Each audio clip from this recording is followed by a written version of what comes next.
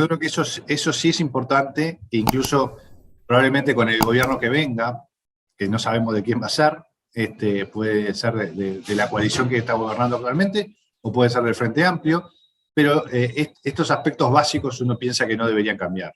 Entonces, eso es, no hace el debate político menos duro a veces, pero yo creo que hay algunos consensos básicos que se respetan, que a la larga rinden frutos, pero también creo que parte de ese consenso tiene aspectos negativos, que es Uruguay necesita procesar reformas económicas liberales y eso es difícil, es lento. La Inquietud con Garrett Edwards. El lugar donde hay más preguntas que certezas.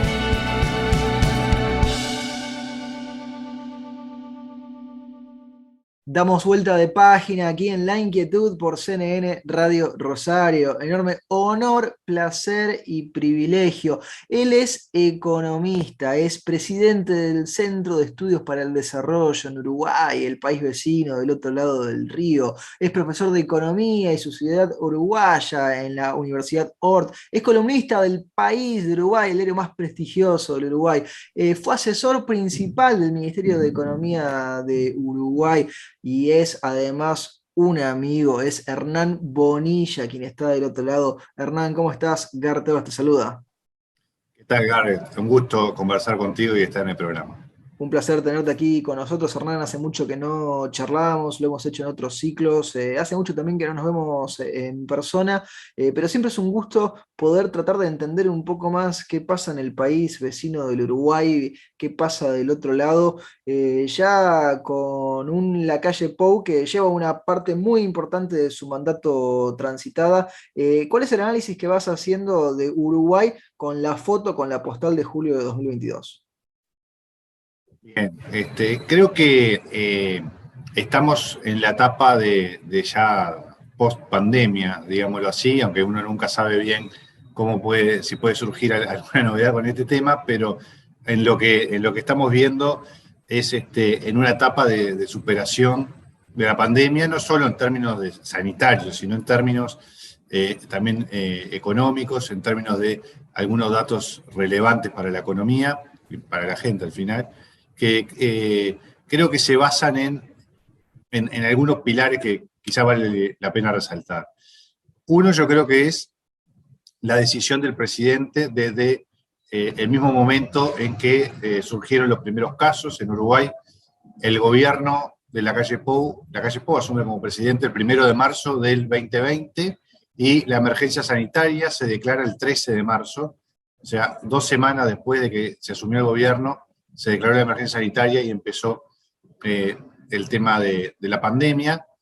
Y poco ya después, cuando había muchas presiones de distintos lados, de partidos de la oposición, pero también de parte de, ante la gran incertidumbre que había de qué podía pasar con la pandemia, mucha gente también afín al gobierno, no solo de la oposición, veía lo que estaban haciendo otros países y pensaban que había que ir hacia una cuarentena obligatoria, que había que encerrar a la gente.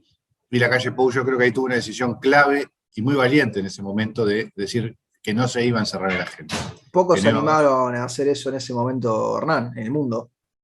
Yo creo que sí, que creo que fue bastante solitaria la decisión, y creo que fue acertada, y que el paso del tiempo le dio la razón. Uruguay en el 2020, en términos sanitarios, la pandemia no tuvo muchos casos, sí un gran impacto económico por la restricción de la menor actividad económica que hubo en todos lados. Y creo que eso determinó la forma como los uruguayos atravesamos la pandemia, que fue muy importante. Y creo que hubo otra decisión importante, avalada por el presidente, pero sobre todo de la ministra de Economía, Azucena Arbeleche, que fue, ella le resumió en una frase que fue mantener los motores de la economía encendidos, ¿no? Porque digo, después la fábrica, cuando uno los apaga para encenderlos de nuevo, digamos que es, no quiero decir un quilombo, pero es un quilombo, viví en Argentina la expresión. Es mucho más difícil, ¿no? Cuando si uno apaga, volver a arrancar es más difícil y puede llevar más tiempo y se destruyen más puestos de trabajo, y hay empresas que que cierran, que no saben si van a volver a abrir. Entonces, creo que con los motores más lentos, siendo a menor velocidad, con actividades restringidas, pero el haber logrado mantener la economía funcionando, yo creo que también fue muy importante. Ahí yo diría que entre la libertad responsable de la calle Pou y los motores de la economía encendidos de la ministra Rovileche, yo creo que hay dos variables, dos claves de cómo Uruguay atravesó la pandemia y lo que nos permite estar ahora en un nivel de producto que ya está por encima de la pandemia y en un nivel de empleo que ya está por encima de la pandemia. Que yo creo que es clave para entender el momento que está viviendo hoy Uruguay. Ahí hablabas de la pandemia y uno piensa también en los contrastes con la Argentina, no solo por la cuestión del encierro, que aquí fue demencial, sino también por lo que ha sido el manejo fiscal durante ese periodo tan complejo. ¿Cómo fue el manejo fiscal del Uruguay durante la pandemia? Creo que también ahí Uruguay se destaca, por lo menos se distingue de otros países, que es ya desde antes de las elecciones, la administración de la calle Pou había anunciado que iba a instrumentar lo que se llamó una nueva institucionalidad fiscal, ¿no? Que tiene como componente central una regla fiscal. Uruguay, como creo que la mayoría de los países de América Latina, tenía ciclos económicos muy pronunciados que se exacerbaban por el comportamiento fiscal, ¿no? Esto de se gastaba, cuando crecía la economía y había más ingresos, se gastaba eso y más, y cuando llegaban los momentos de recesión, no había recursos, había que hacer ajustes fiscales, eso provocaba más recesión, y eso provocaba un círculo vicioso muy perjudicial para la economía, que Uruguay lo experimentó varias veces en su historia. La regla fiscal trataba de limitar eso, poniendo tope al endeudamiento, poniendo tope al incremento del gasto, mirando el resultado estructural del gasto público, más allá de lo coyuntural y del ciclo económico y de los ingresos o gastos extraordinarios que pueda haber. Y eso se instrumentó en el medio de la pandemia. Y no fue un obstáculo para hacerlo. O sea, la circunstancia era especialmente difícil, pero se llevó adelante igual. Se aprobó por ley esta nueva institucionalidad fiscal. Y también por ley se creó lo que aquí se llamó el Fondo COVID-19, que de alguna manera yo creo que marca las dos patas del manejo fiscal de la pandemia. Sí. Por un lado, sí. No, te escucho con lo del fondo COVID-19, que es algo distinto a lo que tenemos acá, por eso es muy interesante. Por un lado tenés en el fondo COVID-19 como encapsulado todos los gastos que tuvieron que ver con la pandemia, ¿sí? Los temas sanitarios, vacunas, respiradores, ampliación de CTI. Es decir, claridad y transparencia y separado del resto del manejo de dinero de las arcas públicas, para que quede claro hacia dónde va y de qué manera se usa también, ¿no? Exacto. Es un fondo que se especifica claramente cada gasto que fue, a dónde fue, como vos decís, con mucha transparencia de en qué se gastó cada peso del tema de la pandemia. También gastos de políticas sociales extraordinarias que hubo durante la pandemia y ayuda a las empresas, sobre todo a las pequeñas y medianas empresas. Entonces, por un lado, hubo un aumento del gasto público en términos de lo que era necesario para atender las necesidades económicas, sociales, sanitarias de la pandemia, pero por el otro lado, se miraba el gasto estructural y se procuró desde el 2020 mismo bajar el gasto estructural y ser muy responsables con el tema fiscal, porque Uruguay antes de la pandemia partía de una situación fiscal muy mala. Teníamos un nivel de endeudamiento alto, teníamos un déficit fiscal alto, y por lo tanto había que combinar las dos cosas. Y Uruguay tenía y tiene grado inversor en las calificadoras de riesgo, pero estaba en varias en el escalón más bajo de grado inversor. O sea, que te bajaran un punto la nota implicaba para Uruguay perder el grado inversor. Entonces había que ser muy cuidadoso con el tema fiscal, y yo creo que fue clave que para no perder el grado inversor, incluso mejorar la perspectiva de la calificación en varias de las calificadoras, esto de separar lo que era gasto pandemia del gasto estructural y mejorar el resultado estructural, que hoy nos está permitiendo a la salida de la pandemia, ir reduciendo el déficit fiscal y estabilizar los niveles de deuda. Creo que eso es también clave, y no haber seguido también en su momento recomendaciones que venían hasta de los organismos multilaterales. Sí, de la ¿no? OMS y demás. Y del Fondo Monetario y de otros organismos que decían hay que gastar sin mirar el resultado fiscal, cosa que Sí, después cambiaron digamos rápidamente. que gastar sin pensar en que va a haber un mañana nunca parece una buena idea. Hernán, te conecto lo económico con lo político, porque además este año en Uruguay se dio una votación muy importante por unas reformas, por unas leyes que había propuesto el gobierno de Lacalle Pou, que finalmente termina imponiéndose en esa discusión, en esa votación que se da. ¿Es posible el debate político en Uruguay a diferencia de la Argentina? Porque digo, en la Argentina, vos lo sabés seguro muy bien, se dificulta demasiado que hablen los extremos, que se pongan de acuerdo en algo. En Uruguay el debate es un poquito más serio, no obstante que también tenga sus dificultades y sus bemoles, ¿no? O lo estamos viendo desde afuera y estamos confundidos y tampoco se puede hablar de un lado y del otro del espectro político. Los uruguayos estamos muy informados de Argentina, miramos La Nación Más o C5N en vivo. Todos los puntos de vista y completo el panorama. Y uno ve, ¿no? Es decir, esa división grande de opiniones. Yo diría que en Uruguay se mantienen niveles de diálogo en que todos pueden hablar con todos. El propio SED organizó un debate con uno de los principales senadores de la oposición y uno de los principales senadores del gobierno sobre la ley de urgente consideración, que fue la que se sometió a referéndum en marzo. El debate fue un poquito picado, de repente un poquito más picado de lo que yo creo que le gusta a la mayoría de los uruguayos. Se argentinizó. Se puede decir así, pero tampoco fue en niveles escandalosos, ¿no? Yo diría, hubo alguna cosa de... Pero hubo alguna chicana, hubo cuestiones ad hominem, o sea, hubo cuestiones que no tienen que ver con el debate propio de ideas, o como uno querría que fuera el debate de ideas, ¿no? No tanto eso, ataques personales y eso más bien no. Sí, de repente algunas mentiras se utilizaron en la campaña, hubo algunas cosas mal.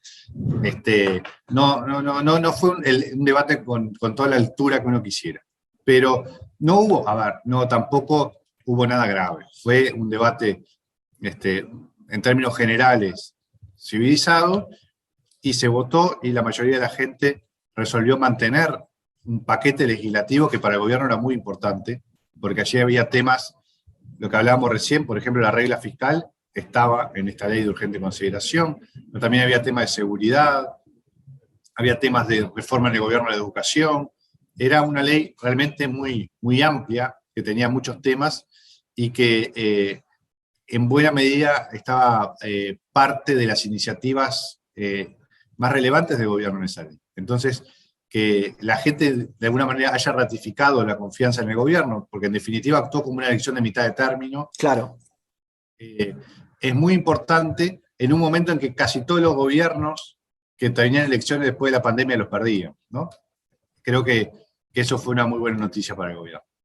Hernán, te quiero mantener en Uruguay, pero conectártelo con otro tema que también estudiabas mucho. Escribías una columna esta semana en El País de Uruguay, era sobre las diferentes tradiciones del liberalismo. Te quiero preguntar por el liberalismo en Uruguay, porque digo, en Argentina se empiezan a dar cada vez más discusiones sobre el liberalismo, las ideas de la libertad. ¿Cómo están las discusiones en Uruguay? Yo sé que ustedes hacen un gran trabajo desde el CED, desde el Centro de Estudios para el Desarrollo. Yo diría que en Argentina estamos viviendo un momento que, por lo menos visto de afuera, vos me dirás, Garrett, si es así, bastante excepcional en cuanto a que ideas liberales que se rechazaban por buena parte del sistema político, ahora empiezan a ser incorporadas, ¿no? O incluso candidatos liberales empiezan a marcar bien en las encuestas. O por lo menos está seguro en la mesa de debate la discusión de cosas que eran inimaginables hace 5 o 10 años, ¿no? Exacto. Y obvio hace 20 o 30. Eso me parece que está pasando, y no solo es por los liberales, sino que los liberales un poco están arrastrando la discusión general hacia esos temas, ¿no? Yo creo que en Uruguay, como siempre las cosas son más lentas y más graduales, para bien y para mal. Y Yo creo que muchas veces es para bien, visto desde fuera, pero eso es una cuestión como siempre de ópticas. hay cosas, claro, a uno le gustaría que algunas de las cosas buenas avanzaran más rápido, pero también es cierto que las cosas malas avanzan más despacio. Entonces, tenemos ahí, yo te diría que creo que hay un clima de ideas un tanto más favorable en el debate, ¿sí? Creo que el presidente de la República, Lacalle Pou, con el tema de la libertad responsable y la defensa de la libertad que hizo durante la pandemia, yo creo que caló en la gente. El uruguayo en ese sentido tiene un sentido liberal profundo, que viene de largo aliento. En general el uruguayo valora mucho las libertades políticas y las libertades personales. El problema que tenemos es que nos cuesta más aceptar las libertades económicas, ¿no? Y Impresionante ahí con un país que en principio en lo económico ha ido pareciendo aprovechar las oportunidades que el contexto le ha dado, ¿no? Porque, a ver, Argentina ha cometido muchos errores en lo económico y Uruguay ha sabido capitalizar muchos de esos errores de la Argentina. yo creo que la virtud de Uruguay ha sido procesar algunas reformas estructurales importantes desde la salida de nuestra dictadura hasta nuestros días. Los gobiernos del Frente Amplio no revirtieron eso, y en términos generales uno puede estar en contra de algunas de las reformas que se hicieron, pero se respetó el derecho a propiedad, se respetó la inversión nacional y extranjera, hubo un clima de inversión razonable, y el nuevo gobierno desde el 2020 ha tratado de mejorar esas condiciones de inversión, mejorar el clima de inversión, dar mejores condiciones para que se pueda desarrollar la inversión, y creo que eso está resultando, pero creo que dentro de un país cuya cultura es bastante estatista, y eso yo creo que sigue estando. El uruguayo todavía, su sentido común es más estatista de lo que a mí me gustaría, y creo que eso dificulta algunas reformas económicas necesarias para mejorar la competitividad, porque Uruguay, yo creo que en el contexto latinoamericano actual, puede decir, brindamos seguridad jurídica, estabilidad económica, estabilidad política. Algunas veces se le ha pensado como una Suiza de Latinoamérica, ¿no? Y a ver, vos dirás que puede haber excesos en las comparaciones, pero sirve para entenderlo como un país que a lo mejor no es gigante de tamaño, pero que aporta ese faro que vos decís ahí en el medio de la región de seguridad jurídica y de certeza en el tiempo. Yo creo que eso sí es importante, e incluso probablemente con el gobierno que venga, que no sabemos de quién va a ser, puede ser de la coalición que está gobernando actualmente, o puede ser del Frente Amplio, pero estos aspectos básicos uno piensa que no deberían cambiar. Entonces, eso no hace el debate político menos duro a veces, pero yo creo que hay algunos consensos básicos que se respetan, que a la larga rinden frutos, pero también creo que parte de ese consenso tiene aspectos negativos, que es Uruguay necesita procesar reformas económicas liberales, y eso es difícil, es lento, y ahí tenemos un problema, porque a esas características positivas que tenemos que sumarle mejoras de la competitividad y ser más atractivos también en otros terrenos. Uruguay probablemente va a ser caro para Argentina, por ejemplo, por mucho tiempo, a partir de la situación, sobre todo que se está viviendo en Argentina. Cuando el principal visitante turístico en Uruguay, entiendo que es el argentino, corregime si me equivoco, no sé si Brasil competirá un poco, pero suele ser Argentina. Sí, el 70% de los turistas que llegan a Uruguay son argentinos. Entonces, ese es muy importante, ahí vamos a tener un problema. Y yo te diría, Garrett, que es cierto que en alguna época de inestabilidad en Argentina llegaron inversiones y personas argentinas a vivir a Uruguay, pero a Uruguay, a la larga, lo que le sirve es que a Argentina le vaya bien. Que Argentina y Brasil le vaya bien, que nuestros dos vecinos anden bien, a la larga es mucho más beneficioso que los beneficios de corto plazo de que tengan algún mal momento. Sí, y te puedo preguntar ahí atado, Hernán, porque va justo y ahora es la libertad de ya no estar más en la función pública. A Argentina, ¿pensás que le va a ir bien en el corto plazo? Plazo es difícil ser optimista, ¿no? La verdad que viendo los acontecimientos de los últimos días, los problemas vienen de antes, ¿no? Pero estas últimas semanas han sido particularmente agitadas. Yo creo que vos, Garrett, estás mejor informado que yo sobre lo que pasa allí, pero a mí me parece que no es fácil ser optimista en el corto plazo. Sí creo que se puede ser más optimista en el mediano plazo, ¿no? ¿Vos pensás que en Creo el mediano que plazo hay oportunidades de cambiar el rumbo que se está amarrando? Argentina, yo creo que tiene, por ejemplo, una cantidad de empresarios, el tipo de empresario argentino, desde el chico al más grande, adaptado a vivir en unas circunstancias tan complejas, que si esas circunstancias se vuelven un poco más favorables, o incluso un poco menos desfavorables, pueden ser realmente haber un despegue. Yo creo que Argentina tiene todo para crecer, salvo las heridas que se autoinflige, Sí, sí, ¿no? salvo a quienes se vota cada tanto, la mayoría de las veces parece tener todos los otros elementos para aprovechar.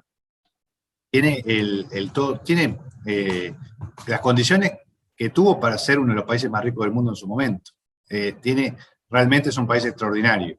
Y si lograra poner, te diría que ninguna maravilla incluso, ordenar un poco el tema político para que haya mayor estabilidad y previsibilidad, ordenar un poco la macroeconomía y quitar algunas de las cosas que perjudican el crecimiento de forma dura, como pueden ser retenciones o medidas especialmente dañinas o impuestos a las ganancias extraordinarias. Bueno, si se logra sacar, yo creo que lo que más lo complica, Argentina puede despegar. El asunto está, como vos decías, creo que se juega mucho en la próxima elección, que esperemos que pueda haber allí un cambio favorable. Últimas dos preguntas, si no te robamos más tiempo, Hernán. ¿Estás listo para Uruguay en el Mundial 2022? ¿Ya estás atento para eso?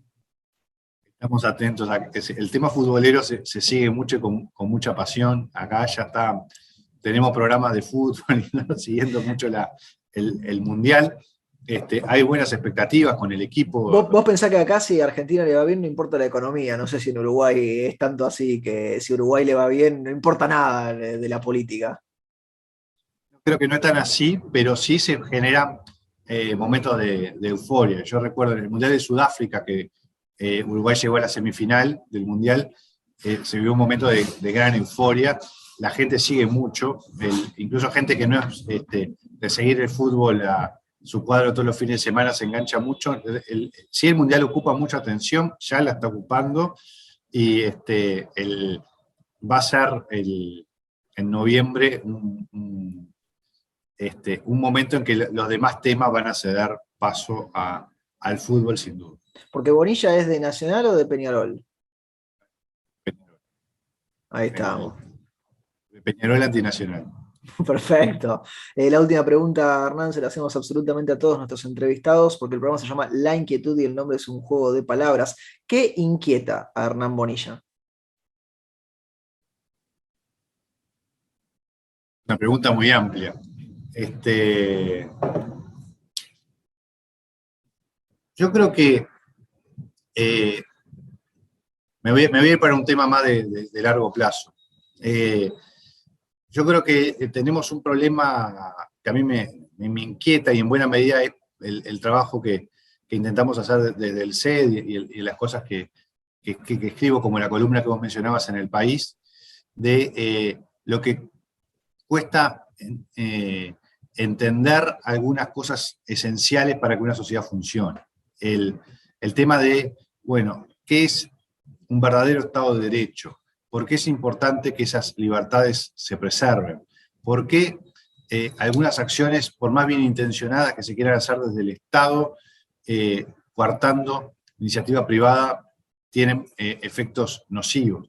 Creo que hay un debate de largo plazo, hay un debate de fondo que a mí me inquieta cuando veo que ese debate lo perdemos y que con argumentos más sencillos, ideas más populistas de, bueno, tenemos un problema que se encargue el Estado y así terminamos con un Estado desbocado, no solo en su tamaño, sino en sus funciones, que a veces es todavía peor, y que me inquieta cómo lograr hacer entender eso, cómo lograr hacer ver eso, y cómo lograr seguir otro rumbo de ese que a veces uno ve que ese sentido común que hoy hablábamos de que en el uruguayo, en términos económicos, está lejano al liberalismo.